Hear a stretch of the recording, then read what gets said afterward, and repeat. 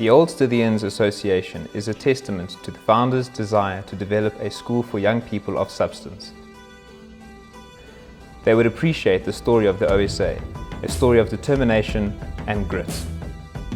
In September 1959, a founders' dinner was arranged by 28 young men at the Wanderers Club. The headmaster at the time, Mr. E.M. Harris, wrote, "The association has got off to a wonderful start, and I shall look forward to seeing it grow as the years go by." Grow it did, but not without difficulty.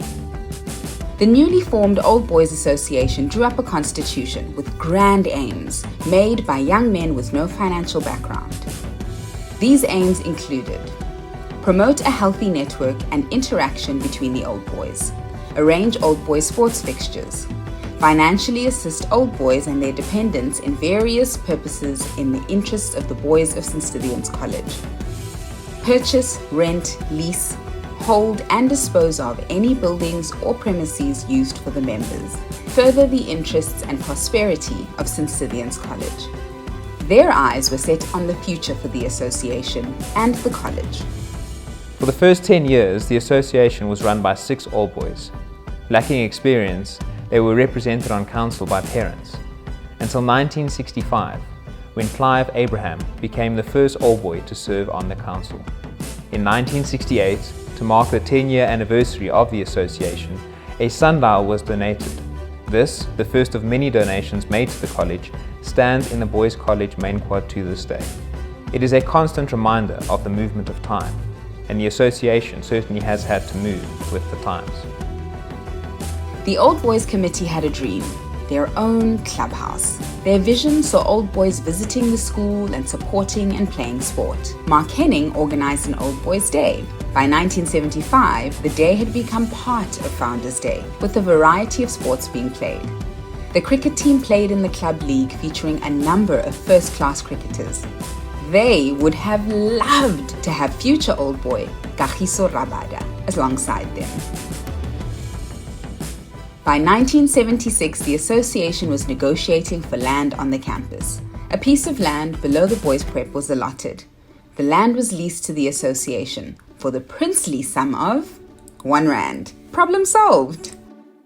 R1 bought the association an old quarry full of dongas, ditches, and surrounded by wattle and blue gums, and only accessible by a road mired in mud in the summer and swirling dust in the winter. It was a problem, but not for long. Mark Henning was amazed to find a fleet of trucks invading the school through a newly broken fence and along a road suddenly cleared by a bulldozer.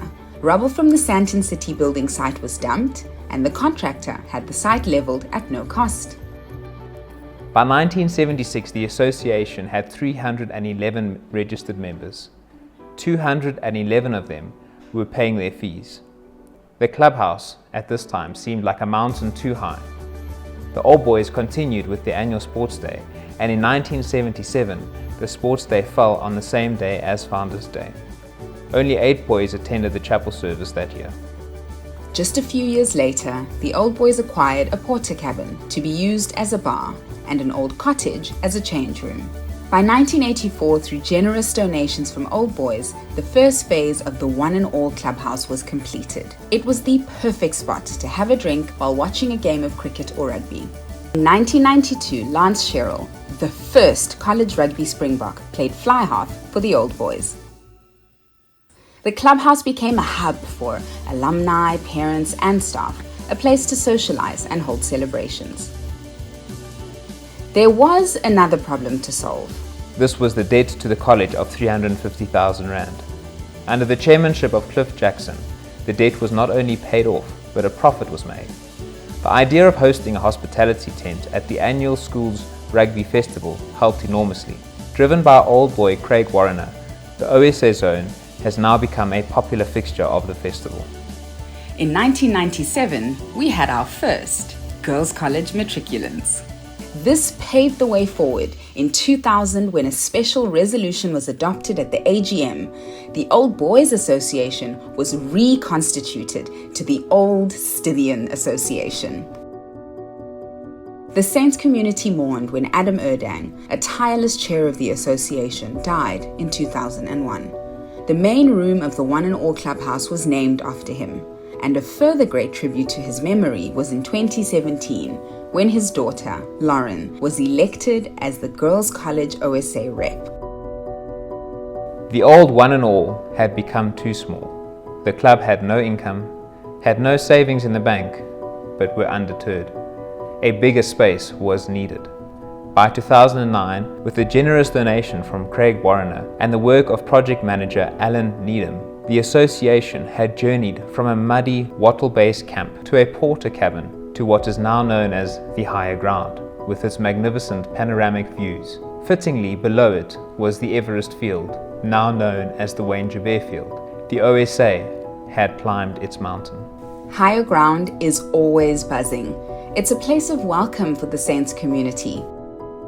A wonderful section of Higher Ground is our Pete's Braai Corner, which is a spit braai donated by Piet van Tonda. This is a hit amongst our alumni who frequent the One and All Club. When Sean Edmiston became the longest serving chair in 2010, it was imperative for the OSA to become sustainable. Over the next 9 years, the OSA gained traction. Financial stability was achieved. Sean also made sure that all Old Stithians received an extra point on applications for school enrollment, with membership of the OSA earning a further point.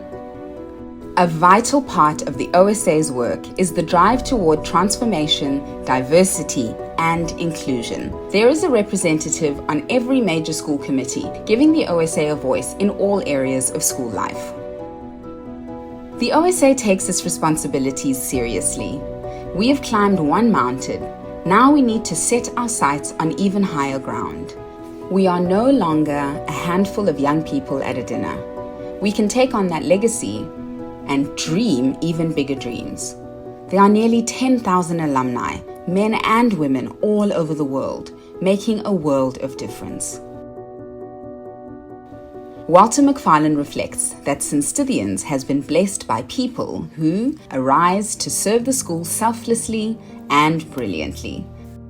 Called to rise to service in 2020 is the new chair of the OSA, Israel Skosana.